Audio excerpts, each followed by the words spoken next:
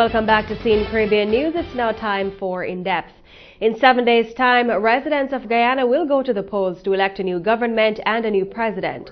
The campaigns have been dramatic, for want of spicier terms, so the latest in the series being the current leaders of the country, the People's Progressive Party Civic, PPPC, accusing the opposition alliance of Partnership for National Unity, APNU, and Alliance for Change, AFC, of plotting to rig the elections.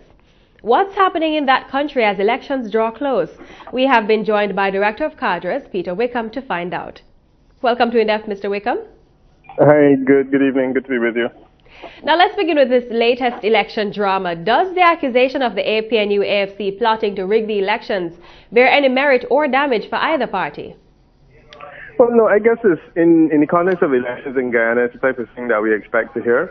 And it's not really surprising that the allegations have been made by one or either side.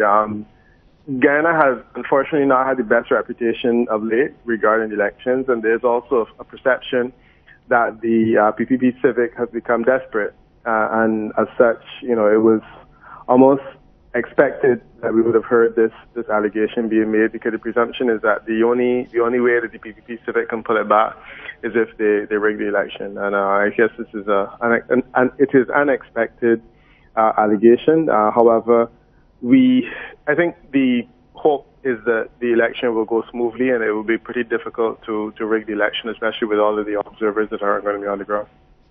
What is the supporter turnout like? Are people genuinely showing interest or no? No, I think the Guyanese population is a little bit exhausted. Remember, they went to the polls less than 5 years ago, and they voted in the election. Voter turnout in Guyana tends to be about the same as the rest of the Caribbean. We're looking at about 60% voter turnout. So I would say that the level of enthusiasm is no different. However, there may be a level of exhaustion, which is slightly different because of the fact that they voted not too long ago. At the same time, however, I think Guyanese understand that the situation that occurred last time around is just not good for democracy, or it isn't good for development, because they essentially did not make a clear decision, and it resulted in what we would call a hung parliament, and you know, it could not go forward. So I'm hoping that the fact that Guyanese understand now that if there is not a high level of participation and a clear decision this time, that they could essentially go back to having a government that can function, and they would want to avoid that happening. Now, in relation to demographics, who are we seeing at the rallies in support for the different parties?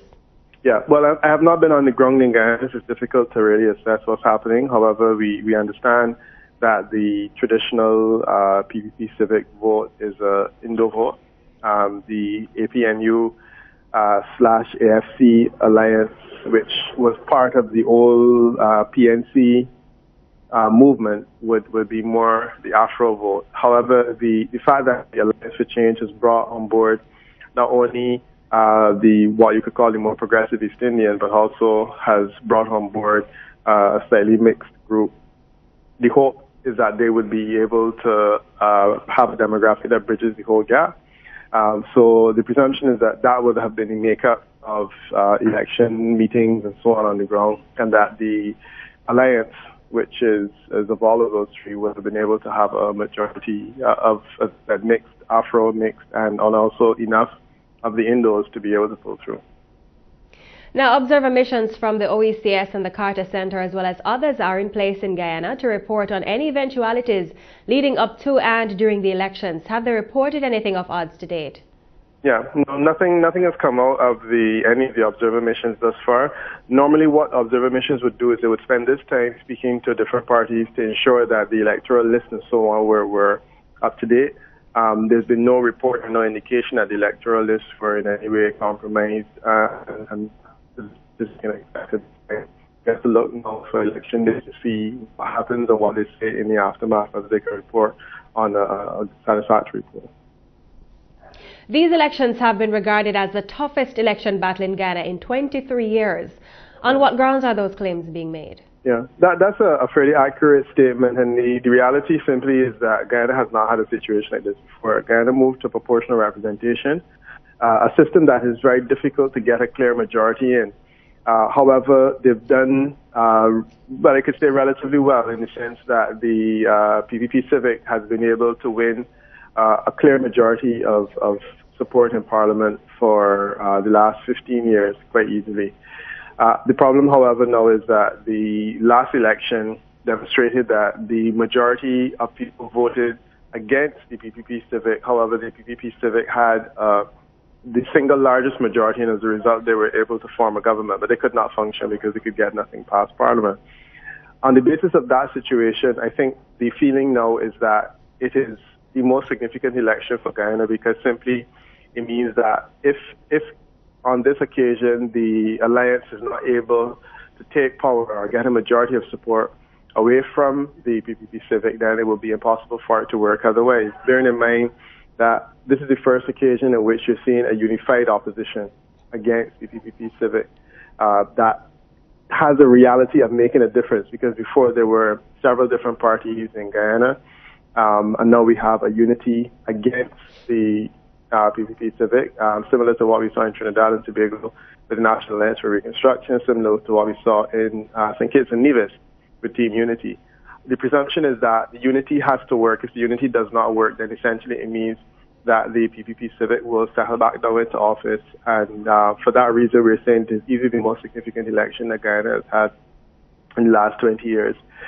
For that reason, and we look towards it with great interest and great anticipation. If for some reason the regime of former President Jagbio is able to get a second win, so to speak, and pull something off, then it would certainly be historic in terms of Caribbean electoral development.